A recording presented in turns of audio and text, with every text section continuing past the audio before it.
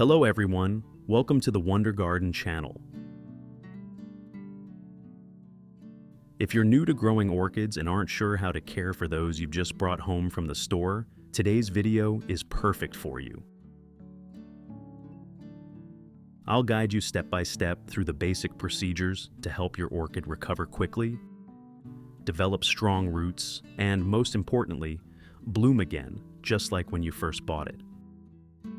Those blossoms not only bloom beautifully, but also stay fresh on the stem for a long time, giving you an extended period to enjoy the pure and graceful beauty of the Phalaenopsis orchid.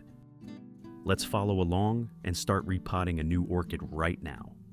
When you buy an orchid from the store, most of them are grown in moss. Moss is a growing medium favored by gardeners because it has excellent water retention ability, helping the plant always get enough moisture in a tightly controlled environment. The first thing you should do is remove all of this moss from the roots.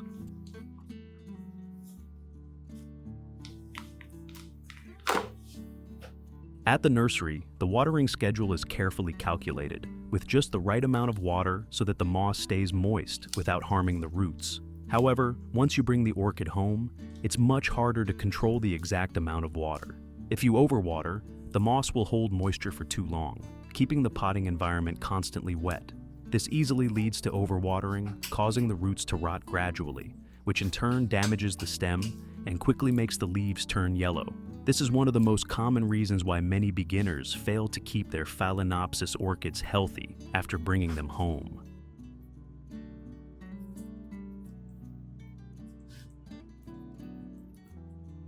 I have created subtitles in multiple languages. Please select your preferred language. Comment below and let me know which country you are watching from. It's amazing that we can connect from all around the world.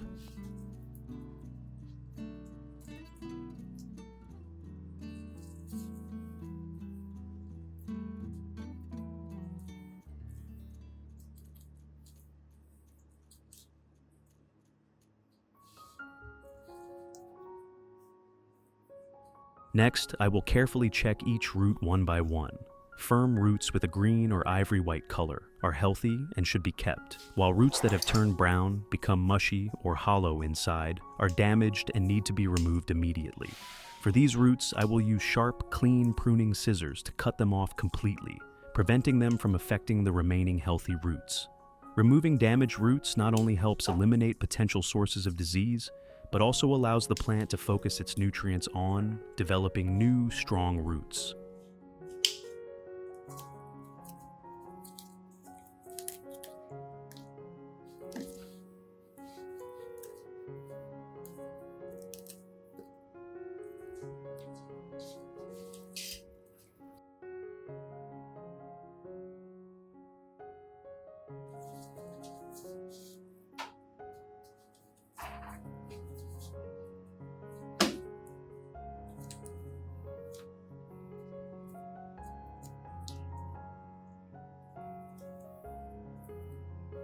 After trimming away all the damaged roots, the next important step is to thoroughly rinse the entire orchid under running water. This process helps remove every trace of old moss that might still be clinging to the plant, while also washing off any bacteria, fungi, or hidden pests that could potentially harm the orchid later on. By doing so, the roots and stem are left completely clean, giving the plant a much better environment to recover and grow.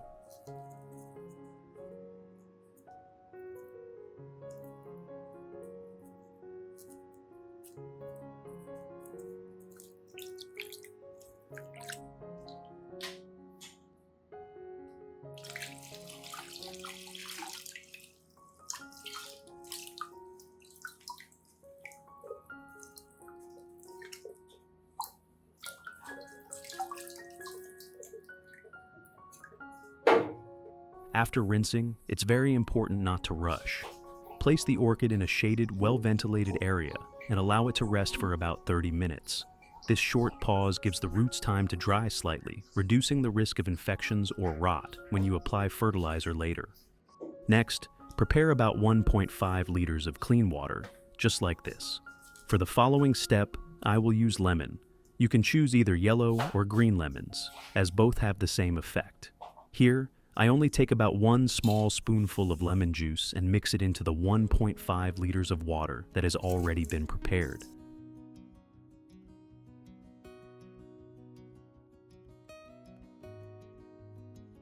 To enrich the solution with more natural nutrients for the plant, I will add about half a teaspoon of honey. Honey is well known not only as a healthy food for humans, but also as a wonderful ingredient in plant care. When combined with lemon juice, honey creates a solution that not only disinfects and cleanses the roots, but also provides a gentle source of energy that the roots can easily absorb. This natural blend gives the orchid both protection against harmful microbes and an extra boost of nourishment, helping it recover and grow stronger.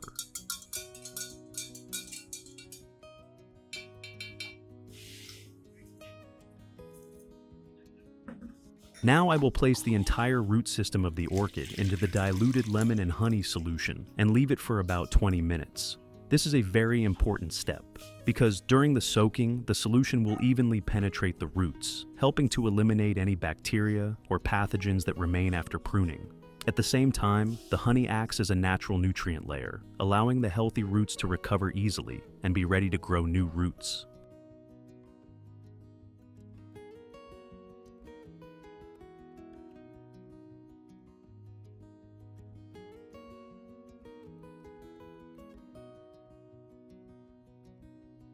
While waiting for the orchid to soak in the solution for about 20 minutes, you can also take this time to care for the leaves.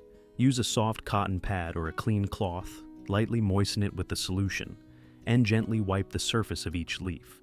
This not only removes dust and debris, but also delivers nutrients from the honey and lemon directly to the leaves. As a result, the leaves will become shinier, improve their photosynthesis capacity, and reduce the risk of fungal infections.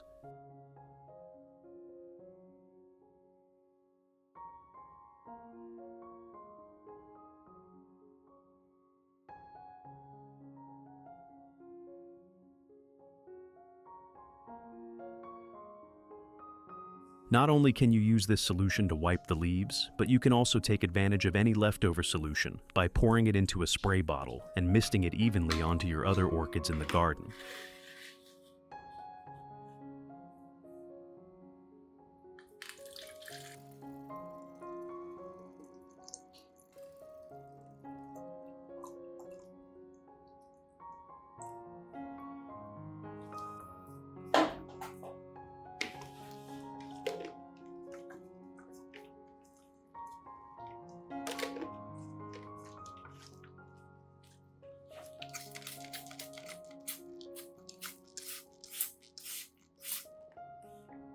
In this solution, the lemon juice contains natural acids that effectively clean the leaf surface and inhibit the growth of bacteria and fungi, helping the leaves stay shiny, healthy, and more resilient.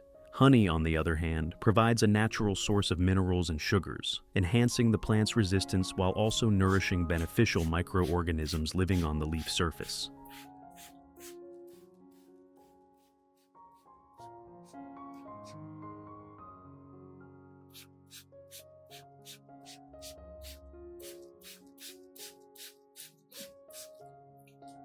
When combined, these two ingredients create a solution that not only cools the plant and maintains optimal moisture levels, but also delivers extra nutrients, promoting stronger and more efficient photosynthesis. Using the solution in this way is highly practical. It minimizes waste while giving your entire orchid collection a chance to grow evenly, stay vibrant and lush, and produce more abundant, brilliant blooms throughout the garden.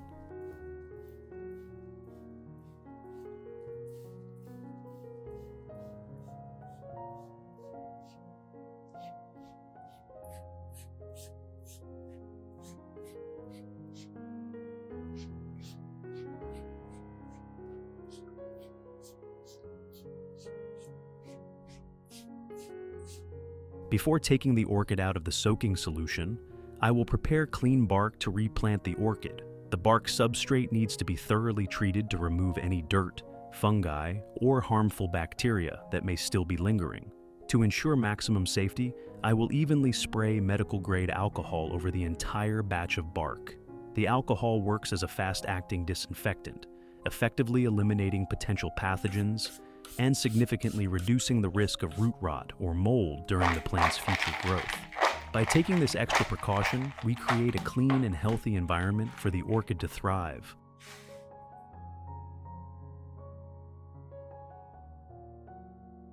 After the orchid has soaked for the full 20 minutes, I will gently lift it out of the solution. By this time, the roots have been thoroughly cleaned and have absorbed some essential nutrients, while the lemon and honey solution has effectively disinfected the roots, helping to prevent fungal infections. Next, I will prepare a plastic pot with plenty of drainage holes at the bottom. This type of pot is ideal for orchids, as its excellent drainage prevents water from accumulating around the roots, reducing the risk of root rot and creating a healthier environment for the plant to grow.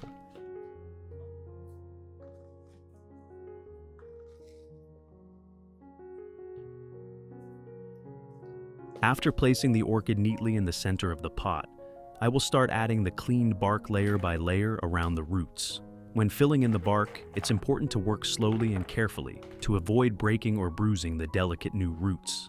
I usually use my hands or a small stick to gently push the bark down, ensuring that gaps are filled while still maintaining good airflow around the roots. The key is not to pack the bark too tightly, as orchids prefer well-ventilated conditions. The roots need space to breathe and grow naturally, so maintaining a loose, airy structure in the pot is essential for healthy development.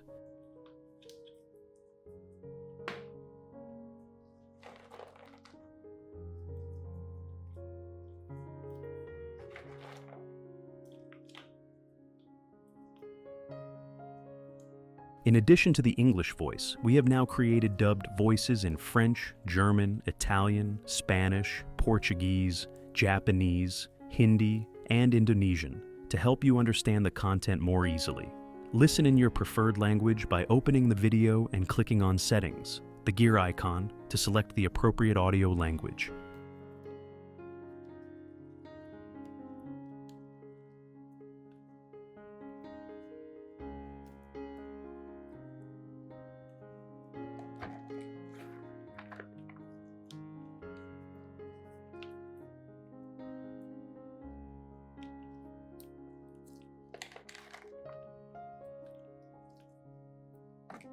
Next, to keep the orchid standing firmly and prevent it from wobbling while new roots develop, I will insert a small stake into the pot and use a soft string to secure the stem to the stake. When tying, you should tie just tightly enough to hold the plant, avoiding excessive pressure that could damage the stem. This support helps the plant stay stable during watering or when affected by wind, allowing the roots to quickly anchor into the new substrate.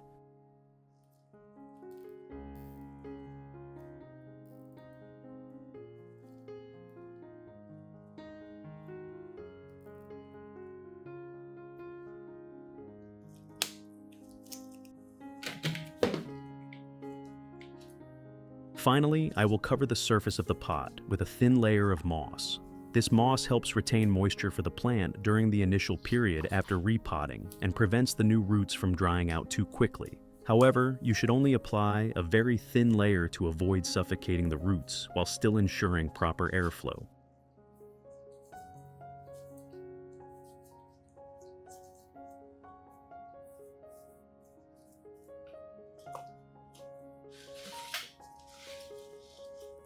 With this, we have completed the basic steps for repotting a newly purchased orchid from the store. After repotting, note that you should not water the orchid immediately, as the cut surfaces on the roots need time to dry and callus over to prevent bacteria or fungi from entering and causing rot. Place the pot in a cool, dry, and well-ventilated area, away from direct sunlight, and keep it like this for about 3 to 5 days.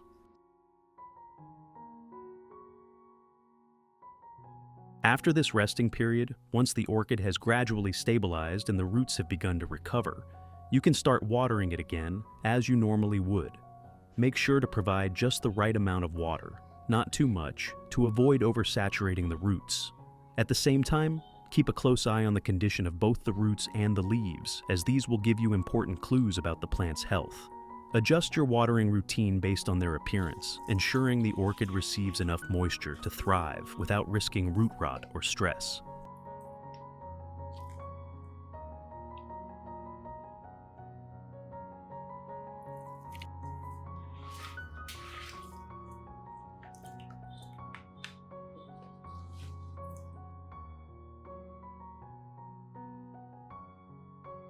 After removing all the old moss and repotting the orchid in clean bark, the plant gradually begins to stabilize. After a short period, you can start to see a few new, bright green roots emerging at the base, healthy and shiny. This is a clear sign that the orchid has adapted well to its new environment and is in the process of recovery.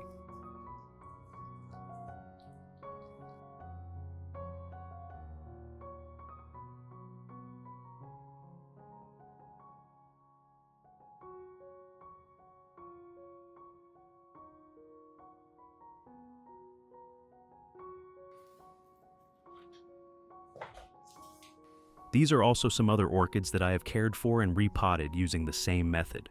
You can see that they are growing very vigorously, with thicker, shinier leaves than before.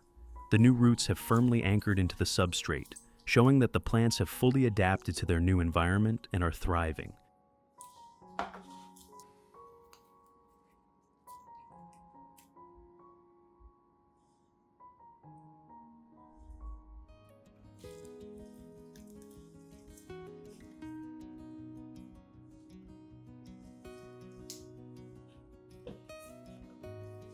Once the orchid has developed a stable and strong root system, it provides a solid foundation for new flower spikes to begin forming. As the flower spikes gradually emerge, you can clearly feel the revival and vibrant energy that proper care brings to your orchids. Phalaenopsis orchids always need time to recover and accumulate nutrients before blooming again. Each flower spike stretches gracefully, adorned with tiny buds that slowly unfurl, eventually bursting into brilliant blooms. The consecutive flowers, vibrant and long-lasting on their stems, become the most wonderful gift the plant can give you, filling your space with pure beauty and overflowing vitality.